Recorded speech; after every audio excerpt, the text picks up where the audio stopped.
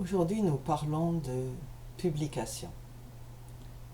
Comment publier, comment écrire et être publié. Par exemple, écrire un article. La première chose à se dire, c'est que nous sommes des chercheurs, des enseignants-chercheurs pour la plupart, et si vous êtes en début de carrière ou que vous êtes encore doctorant et que vous décidez de commencer à publier, la première question à se poser, c'est pourquoi est-ce que je veux publier? Est-ce que c'est nécessaire? Est-ce que ça ne suffit pas d'enseigner et de lire? On publie parce que ça fait partie des devoirs d'un enseignant-chercheur ou d'un chercheur. Mais également parce que nous devons partager ce que nous découvrons. Être chercheur, c'est chercher. Chercher quelque chose qu'on ne connaît pas. Et donc, il faut arrêter de suivre les mauvais conseils de ceux qui vous disent pourquoi pas suivre comme l'autoroute. Tout le monde est là et continuer à rouler là et à répéter inlassablement ce que les autres ont dit avec des petites modifications et des nuances. Si vous voulez publier sur un sujet déjà traité par d'autres, il faut savoir pourquoi. Qu'est-ce que vous allez apporter de différent? Il est inutile, complètement inutile de répéter. Donc, il faut chercher. Ou bien vous voulez contrer les opinions qui ont été exprimées, ou bien apporter quelque chose de nouveau, une nouvelle découverte, un nouveau détail. Sinon, oubliez ça.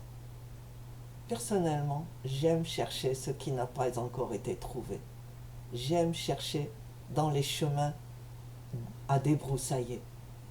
Je pars avec une machette et je coupe les ronces et je coupe les orties et je fais un petit chemin pour moi, mais pas seulement pour moi, un chemin qui va attirer les autres. Le désir de tout chercheur, c'est d'avoir des disciples, d'inventer des raisons de trouver des disciples. J'avais en troisième année, en année de licence, un professeur de littérature de la Renaissance. Et cet homme, j'ai oublié son nom, mais je n'ai jamais oublié ses yeux. Il avait de beaux yeux bleus qui brillaient. Et il nous disait, je sais que vous cherchez un sujet de maîtrise pour l'année prochaine. Pourquoi pas venir chez moi? Il y a tant à découvrir sur cette période merveilleuse. J'ai failli succomber à son sourire. Mais mon intérêt n'était pas dans cette période. Donc il est important de savoir pourquoi vous faites des recherches et comment vous allez partager vos recherches avec les autres. Vous ne voulez pas remplir votre placard académique d'idées, de livres qui ne seront jamais publiés. C'est complètement inutile. Ensuite, il faut commencer à lire. Lisez généralement. Par exemple, si vous voulez parler de la tortue dans les contes, quelle que soit l'origine des contes, il faut commencer par lire tout ce qui concerne les contes et tout ce qui concerne les tortues. Lisez en français, mais si vous avez accès à une autre langue, utilisez-la. Profitez de vos connaissances linguistiques. Et plus de langues vous maîtrisez, meilleure sera la récolte. Lisez. Moi, quand j'étais en maîtrise, je connaissais déjà l'anglais, donc j'avais accès à des tas d'ouvrages que les autres ne pouvaient pas lire. C'était génial, il n'y avait pas de compétition. Quand j'allais à la bibliothèque, je pouvais toujours accéder à ces livres, alors que ceux en français avaient beaucoup de demandes. Profitez de tout ce qui vous tombe sous la main. Et n'oubliez pas l'Internet. Aujourd'hui, si vous avez accès à l'Internet, vous pouvez profiter de l'Internet pour lire des millions d'articles, de recherches qui ont été publiés en ligne. Il y a beaucoup d'articles qui sont publiés en publication ouverte. Vous n'avez pas besoin de payer pour ça. Les Américains aiment faire payer pour tout. Mais grâce à Dieu, les Français ne font pas ça. Pas encore. Profitez, lisez, lisez, lisez. Ensuite, considérez sur ce qui a été publié de manière plus pointue sur le sujet que vous voulez aborder. Par exemple, si vous voulez aborder l'écrivain Bernard Dadier, cherchez ce qui a été publié sur lui. Pas seulement sur la biographie, mais sur ses œuvres. C'est très important. Ne négligez pas la lecture et ensuite l'évaluation de tout ce qui a été publié. Ensuite, vous allez commencer à écrire, et ce qu'il faut faire d'abord, c'est écrire en vrac. Comme si vous étiez au supermarché et vous ramassez des tas de trucs et vous ne les rangez pas, ils sont dans votre panier, tous emmêlés, tous en vrac. Ce n'est qu'une fois rentré chez vous que vous allez commencer à trier ce qui va aller au congélateur, ce qui va aller au placard. De la même manière, ici, vous commencez à noter vos idées en vrac, comme elles viennent. Et puis, quand votre cerveau est vide, vous commencez à construire un squelette. Un squelette qui va partir de l'introduction pour aller vers une conclusion, et donc il faudra trouver une hypothèse. Quel est le but de cette recherche, de cette publication? Qu'est-ce que vous voulez rechercher? Qu'est-ce que vous suggérez? Quelle est votre hypothèse?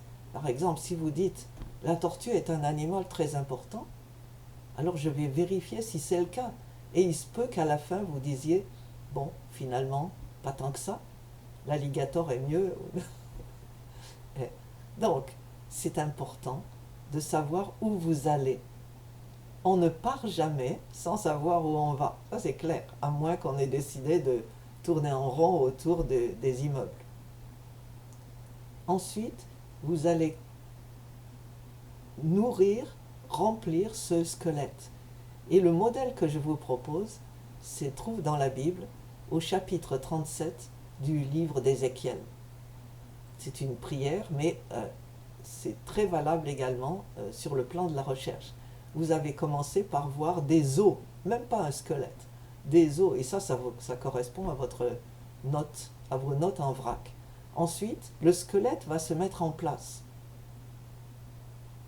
de la tête jusqu'au doigt de pied. Donc ce squelette doit être, et il y a dans un squelette des articulations. Et donc ça c'est très important pour votre article. Il doit y avoir des articulations, des repères, des balises qui vont faciliter la progression de l'argument et la progression du lecteur qui va vous lire ensuite. Les articulations doivent être là, sinon votre article tournera en rond et bientôt on va se demander où il va. Et bien sûr il ne va nulle part et donc il ne sera pas publié, c'est clair. Donc votre squelette doit avoir une bonne articulation, il doit être équilibré avec 2 bras, 2 jambes, comme les bons squelettes, des squelettes solides. Ensuite, vous remplissez petit à petit votre squelette à partir de tout ce que vous avez noté en vrac. Et puis, vous allez ajouter à votre squelette des points que vous avez notés dans votre recherche de ce qui a été publié déjà sur le sujet. Et quelquefois, ça peut être quelque chose qui était un peu éloigné, mais qui correspondait à l'utilisation, par exemple, des animaux dans les contes. Pas forcément la tortue. Souvenez-vous également que les citations ne doivent pas remplir la moitié de votre article. Elles doivent être là seulement pour soutenir vos dires et vos arguments. Et prouver que vous n'êtes pas tout seul, que votre terrain est solide, mais que d'autres ont fait le chemin, ou des chemins parallèles, ou des chemins qui sont liés aux vôtres, d'une manière ou d'une autre. Ces citations, si elles n'étaient pas en français, vous devrez les traduire. Et là intervient un autre problème. Beaucoup de gens utilisent Google Translate. Je ne sais pas comment ça s'appelle en français. Oui. Et ça, c'est terrible. Parce qu'ils vont aboutir à de très très mauvaises traductions. Très incorrectes. Donc ne faites pas ça. Par contre, il y a dans le programme Word une option de traduction. qui est nettement meilleur. Mais encore là, après avoir utilisé cette option, vous devez vérifier peut-être auprès de quelqu'un qui connaît la langue source que cette traduction est correcte. Ça, c'est très important. Et puis, vous continuez à remplir, à organiser, et ensuite vous vous creusez un peu la tête pour ajouter des points. Et souvenez-vous que vous écrivez, quand vous utilisez le livre d'Ézéchiel, si vous êtes chrétien, souvenez-vous que Dieu est là. Pourquoi le laisser à côté de vous sans lui demander quoi que ce soit? Il est capable de vous indiquer là où il faut aller, les mots que vous avez oubliés, les arguments que vous avez négligés. Moi, j'écris avec Dieu. Il est le co-auteur de mes articles, même si c'est mon nom qu'on voit. Mais moi, je dis, oui, je ne suis pas toute seule. Profitez de la connaissance de Dieu. C'est lui qui a créé la recherche. Ensuite, quand vous avez fini, c'est un brouillon. Et essayez de vérifier que votre progression est bonne, qu'il s'agit d'une bonne progression. Puis, quand vous finissez, vous vérifiez maintenant la qualité de la langue et de la ponctuation. Et c'est là que beaucoup de gens assassinent leurs propres articles. Si vous négligez cette vérification, vous ne serez jamais publié.